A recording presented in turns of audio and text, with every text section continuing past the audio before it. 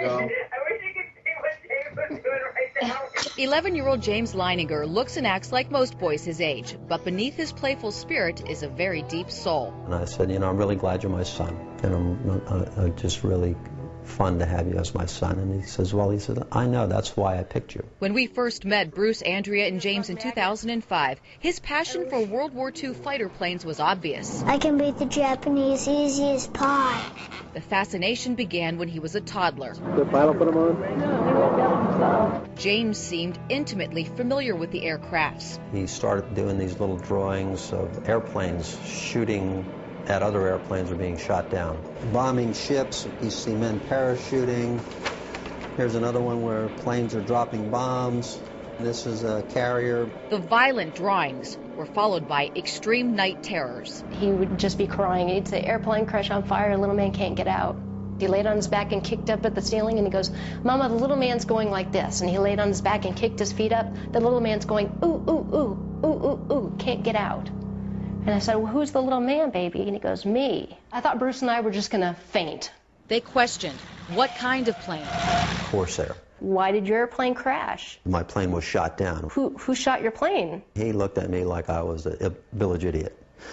He said, the Japanese. Where did he take off from a boat? Do you remember the name of your boat? He said Natoma. And his name? He always said James, but his name is James. Stunned by his son's words, Bruce tracked down veterans of the USS Natoma Bay. I wanted to disprove it. Columbus, Ohio native Leo Pyatt served on the ship. He asked a few questions about, did I know some of the people? Oh yeah, I remember those people. Yes, there was a Jim Houston, a rather large shell.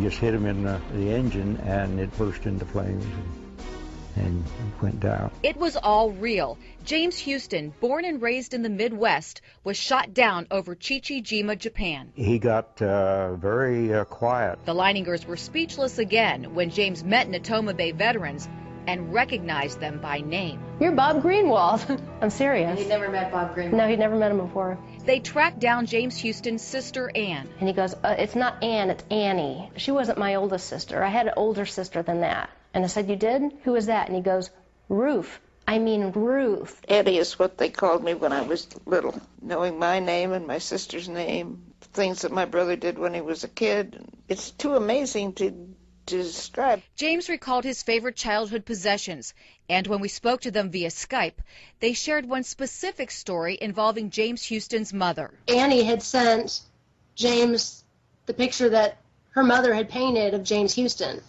And when James got it, he called Annie to thank her, and he said, where's the one Mom painted of you? And so she went and found it and sent a copy, and later on she told us that no one in the world except her brother and sister knew that there was an identical picture of Annie when she was the same age. Amazing stories like that caught the attention of Japanese filmmakers. Not long after our story aired, they flew James and his entire family to Chichijima, Japan, and the site of James Houston's plane crash. Took a tour of the island, got up on a ridge overlooking the harbor. James said, this is where the planes flew in the day my plane was shot down. Without any help, James knew exactly where the plane crashed. They held a memorial service and dropped flowers over the wreckage.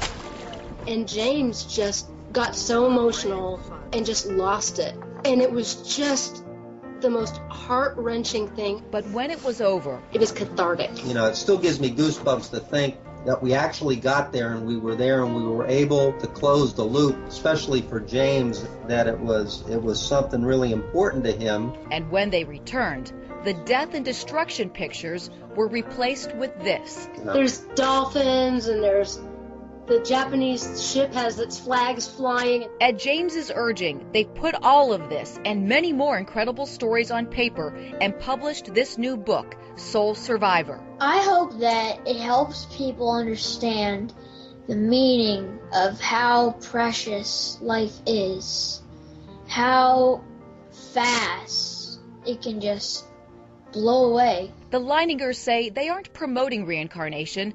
Before James, they didn't believe in it. And I really believe that there's a purpose to this story and that the God that created us wants this story told. And I also hope that it opens people's eyes up to reincarnation. You do? Yeah, I hope it opens people's eyes up to the fact that reincarnation can happen. It is a possibility. It's not a lie. Suzanne Stratford, Fox 8 News.